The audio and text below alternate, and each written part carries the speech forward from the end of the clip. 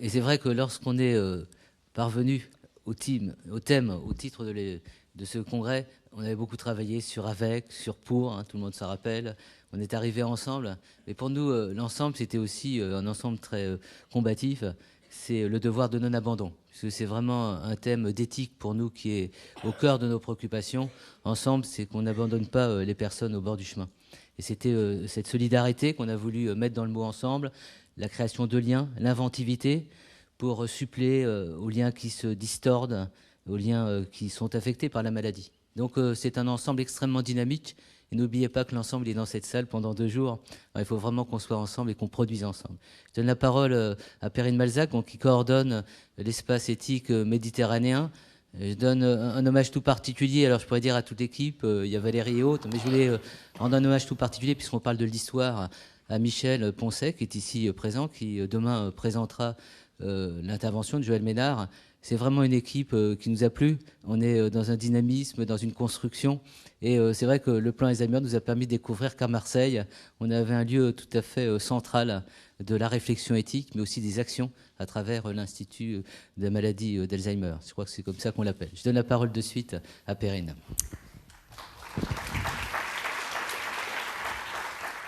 Merci beaucoup. Alors, je crois que ma présence à cette inauguration, à cette table, en tant que coordonnatrice de l'espace éthique méditerranéen, vient tout d'abord affirmer, confirmer et donner une forme concrète à la communauté de pensée et aux échanges qui, depuis de longues années déjà, nous relient à l'espace éthique de l'assistance publique des hôpitaux de Paris.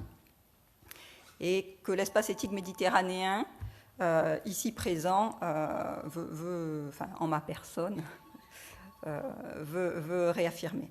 Alors cet espace éthique, c'est un espace éthique qui a été fondé en 1998 par Jean-François Mattei. Peut-être vous n'êtes pas tous familiers avec ce concept d'espace éthique. C'est une structure hospitalo-universitaire qui est affiliée à l'assistance publique des hôpitaux de Marseille et qui est conçue, et je crois que c'est important de le dire parce que l'EREMA est conçu aussi dans le même esprit, non pas comme un lieu où on dirait l'éthique, un lieu où l'on proclamerait ce qu'il y a lieu de faire ou de ne pas faire, ce qui est bon, ce qui n'est pas bon, mais bien plutôt comme un centre de ressources et de compétences, un centre d'aide, de mise en place d'outils pour la réflexion éthique au service de tous les acteurs du monde de la santé. Alors bien entendu, pour nous, au départ, dans la conception de Jean-François Mattei, nous avons travaillé en priorité avec les professionnels de santé, mais depuis de nombreuses années, ce lien s'est élargi à l'ensemble des acteurs, à la fois du champ de la santé, du champ social, médico-social, les familles, les associations, l'ensemble des acteurs. Et je crois que c'est important, et ici, une telle journée témoigne de la présence de tous et de l'importance que tous puissent participer au débat.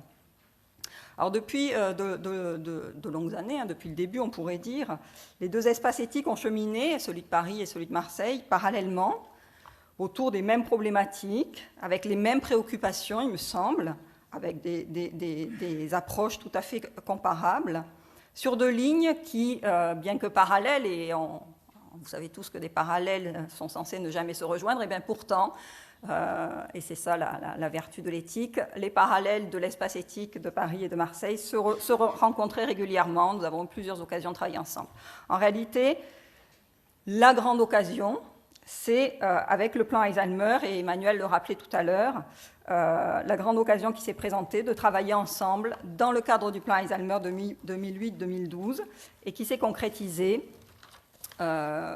à la fin de l'année 2010, dans la poursuite du travail réalisé par le professeur Blanchard sur l'EREMA. Donc nous avons voulu mettre en commun les forces des deux espaces éthiques. Alors c'est vrai qu'à ce stade de mon allocution, je suis un peu ennuyée parce que je suis là en tant que directrice, coordonnatrice de l'espace éthique méditerranéen. Je parle au nom de l'espace éthique méditerranéen, mais je suis aussi là en tant que partenaire actif, motivé, impliqué dans l'EREMA avec toute l'équipe, la petite équipe que nous avons constituée à l'espace méditerranéen. Et comme Emmanuel Lirch, le maître d'œuvre de cet EREMA, a eu l'élégance de laisser la parole à l'ensemble des partenaires sans lui-même prendre la parole pour nous expliquer ce qu'est l'EREMA, je vais le faire. Je vais tenter de vous dire en quelques mots quelles ont été les lignes de ce projet commun que nous avons mis en œuvre donc, depuis 1 an et que l'on poursuit et qui se poursuivra sans doute, je l'espère, par la suite. Alors, il a fallu, dans un premier temps, mobiliser nos compétences. Et l'idée, c'était vraiment une mobilisation au service de tous, des professionnels, des familles, des patients touchés par la maladie, dans le but de promouvoir la réflexion éthique dans tous les champs, c'est-à-dire aussi bien l'éthique du quotidien, l'éthique de tous les jours, ce qu'on pourrait appeler cette micro-éthique, où il n'y a pas une journée sans que finalement on se pose des questions qui ont trait à l'éthique, en tant que professionnel, en tant que proche d'un patient atteint de maladie d'Alzheimer. Donc à la fois dans cette dimension de la relation interindividuelle, que ce soit des relations entre les soignants et les patients, mais aussi au sein de la famille, entre les soignants eux-mêmes, mais aussi et tout de suite, on l'a voulu, dans une dimension sociétale, dans une réflexion de société entre l'ensemble des citoyens. Alors il a fallu aussi, et c'était important puisque cet espace de réflexion éthique, centre de ressources nationales, mais qui devait agir sur l'ensemble du territoire, il nous a semblé important de recenser l'ensemble des initiatives déjà existantes dans le domaine et des travaux déjà entrepris au carrefour de l'éthique et de la maladie d'Alzheimer, de les faire connaître, et afin de les faire connaître, un site a été mis en place, un merveilleux site que je vous invite, si vous ne l'avez déjà fait, vous avez dû le faire puisque vous êtes inscrit via le site, mais je vous invite à aller vraiment le regarder et avec attention.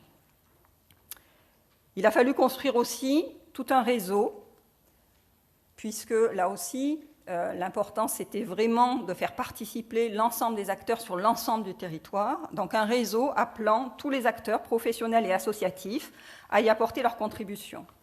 Alors initialement, on a voulu s'appuyer sur les espaces et groupes de réflexion éthique, sur les centres mémoire, ressources, recherche, et sur les associations représentant les proches et les personnes malades. Cela en priorité, selon les préconisations du plan Alzheimer, mais ce réseau reste en cours de construction, il est vivant et il doit s'enrichir encore, et peut-être que ces 2 journées seront l'occasion de le faire vivre et de l'enrichir. Il a fallu aussi mobiliser les compétences disponibles, les personnes compétentes, les repérer, les mobiliser pour organiser des rencontres dans toute la France sous forme de colloques, de conférences, de débats. Il a fallu essayer de recenser et de structurer des enseignements, des formations dans le champ de l'éthique. Ce travail, nous l'avons fait en commun, sous la direction active et efficace d'Emmanuel Hirsch. Il a fallu aussi organiser quelques groupes de travail pour explorer certaines problématiques plus spécifiques. Alors, certains d'entre vous ont dû entendre parler de ce qui a déjà été publié sur le statut juridique des personnes souffrant de la maladie d'Alzheimer. Nous, à Marseille, nous nous sommes penchés sur les problématiques éthiques liées au nouveau métier de gestionnaire de cas. Alors, 2 points importants, il me semble, à rappeler. C'est que dès le départ, nous avons souhaité, dans une totale communauté de vues, que la réflexion menée pour la maladie d'Alzheimer et ciblée dans ce champ précis de la maladie d'Alzheimer puisse aussi servir dans d'autres champs de la médecine et du soin. De se servir de cette réflexion, de ce modèle particulier qui pose un grand nombre de questions éthiques, que cela puisse nous enrichir, nous éclairer aussi pour l'ensemble de la médecine, des pathologies qu'on peut rencontrer. Pour ne prendre que l'exemple de la thématique qui va nous occuper ces 2 prochains jours, la décision, choisir et décider ensemble, c'est une question qui n'est pas spécifique, qui peut avoir un certain nombre de spécificités dans le champ de la réflexion éthique au regard de la maladie d'Alzheimer, mais qui n'est pas du tout spécifique de cette approche-là, qui peut être retrouvée, qui est discutée, qui est analysée dans le champ de la pédiatrie, en réanimation, c'est-à-dire, en fait, chaque fois que la personne, soit du fait de son âge, du fait de sa maladie, du fait des soins qui lui sont dispensés, va se retrouver en situation de vulnérabilité, fragilisé dans ses capacités décisionnelles. Et c'est pourquoi les travaux qui vont être menés ici, je crois, sont aussi d'importance à diffuser pour d'autres disciplines. Et puis, un deuxième point qui me semble important à rappeler sur ce que nous souhaitions dès le départ, c'est que les REMA et ce qui va se vivre ici et se travailler ici évitent absolument ce piège qui serait de dire l'éthique, de dire ce qui est bon et ce qui n'est pas bon, de mettre en place de façon systématique et absolue des recommandations, des guides de bonne pratique. Mais bien, Emmanuel l'a rappelé dès le départ, notre objectif, c'est de construire ensemble des outils de réflexion, c'est de promouvoir les échanges, c'est de débattre, c'est de s'enrichir mutuellement, c'est de partager nos doutes, de cheminer ensemble sur les chemins de nos doutes. Voilà, il a fallu finalement, et j'y arrive enfin, organiser cet événement national, cette université d'été. Et voilà, nous y sommes, on pourrait dire, enfin nous y sommes, Emmanuel, après ces mois de travail. Nous sommes contents d'y être. À l'orée, au début de ces 2 jours, qui vont nous permettre d'explorer la question de la décision.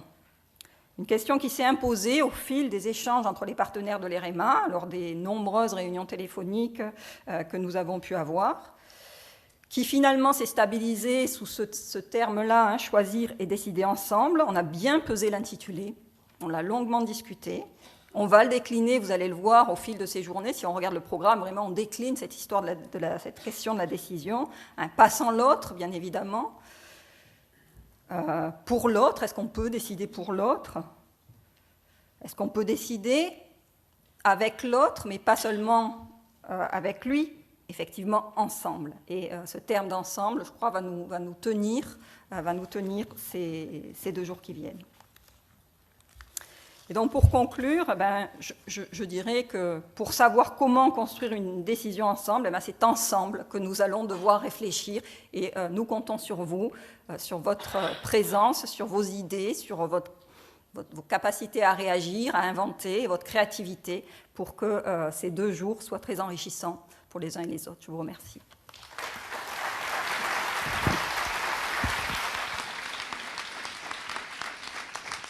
Merci à Perrine, et merci d'avoir insisté sur le fait que c'est une dynamique qui est en place, pas une dynamique, mais une dynamique au sens propre du terme, et que chacun y a vraiment sa place.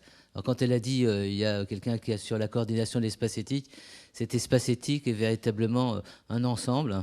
Et j'aimerais que, quand vous quitterez demain avec tristesse Aix-en-Provence, vous préparant à vous inscrire à la 2e université d'été, vous ayez vraiment le sentiment de faire partie de cet ensemble, et que quand vous serez sur le terrain, que vous retrouverez les équipes, que vous retrouverez les établissements, etc., que cet ensemble s'ouvre à vous. C'est pour ça qu'on a une charte, vous verrez, dont on parlera, qui pour nous est un peu un élément emblématique aussi de cohésion autour de valeurs communes. Mais vraiment, ayez le sentiment qu'on vit ensemble un moment privilégié grâce au plan Alzheimer.